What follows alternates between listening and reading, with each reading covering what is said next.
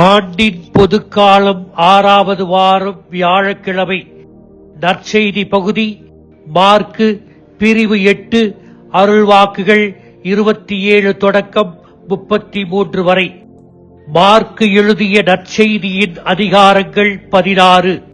அதிலே 8வது அதிகாரம் அவருடைய நற்செய்தியின் மையப்பகுதி.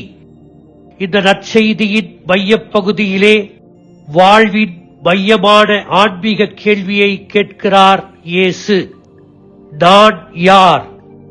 நான் யார் என்று மக்கள் சொல்லுகிறார்கள். நான் யார் என்ற கேள்வி it is a $1 million question.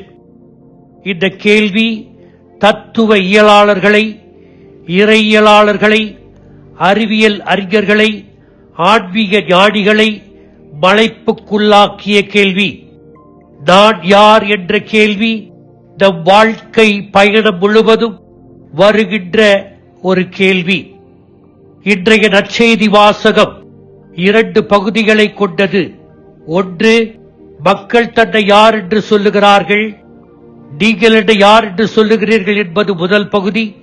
2வது பகுதி, இயேசு தனது துன்பம், மரணம் மற்றும் உயிர்த்தெழுதலை 3 முறை அறிவிப்பதன் முதல் முறை இன்று. இந்த கேள்வியை நமது நம்பிக்கையின் அடிப்படையில் நாம் யோசிக்க வேண்டும்.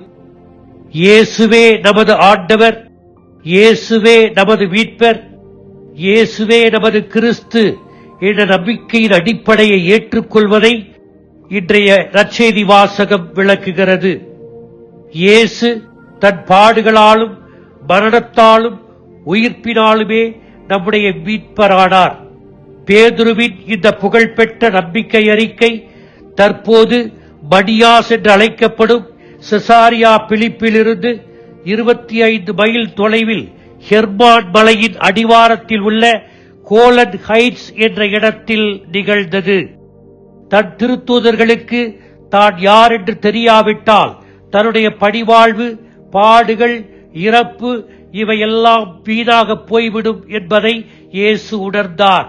எனவே தனது கேள்வியை 2 பகுதிகளாக கேட்கிறார். 1, என்னை பற்றிய மக்கள் கருத்து என்ன? 2, என்னை பற்றி உங்கள் தனிப்பட்ட கருத்து என்ன என்று வினாவுகிறார். அவருடைய முதல் கேள்விக்கு சிலர் திருமுழுக்கு யோவான் என்றும், மற்றும் பலர் எலியா எனவும், இன்னும் பலர் எரேமியா அல்லது பழைய ஏற்பாட்டு இறைவாக்கினரில் ஒருவர் என்றும் சொல்லுகிறார்கள் என்றனர். பேதுரு தாமாகவே முன்வந்து 2வது கேள்விக்கு பதிலுரைக்கிறார். நீர் மெசியா என்றுரைத்தார். பேதுருவின் இந்த நுண்ணறிவை கடவுளின் சிறப்பு வெளிப்பாடு என்று இயேசு உறுதிப்படுத்தினார். வானக தந்தையை தவிர வேறு எந்த மனிதனும் உனக்கு இதை வெளிப்படுத்தவில்லை என்றார்.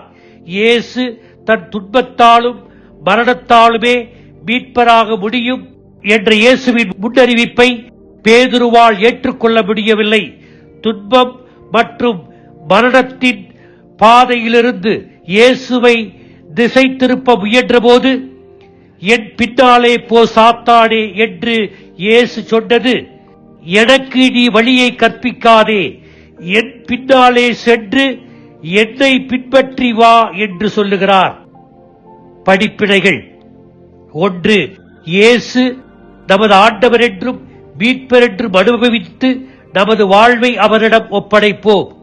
தியான சிந்தனையோடு விவிலியத்தை ஒவ்வொரு நாளும் வாசித்து கடவுளின் திருவுளத்தை கேட்பதன் வழியாகவும், ஒவ்வொரு நாளும் தனிமனித வேண்டலிலும் குடும்ப இறை வேண்டலிலும் ஈடுபடுவதன் வழியாகவும், திருப்பலியில் பங்கு பெற்று திருப்பீடத்தில் நம்மை ஒப்புக் கொடுப்பதன் வழியாகவும், ஒவ்வொரு இரவும் படுக்கப் போவதற்கு முன்னால் 10 நிமிடங்கள் கடவுளிடம் பேசி நம் பாவங்களுக்கு மன்னிப்பு கேட்டு ஒப்புரவாவதன் வழியாகவும், இந்த மன்னிப்பை அடிக்கடி ஒப்புரவு அருட்சாதனத்தில் பெறுவதன் வழியாகவும் நாம் இயேசுவை நமது தனிப்பட்ட மீட்பராக அனுபவிக்க முடியும்.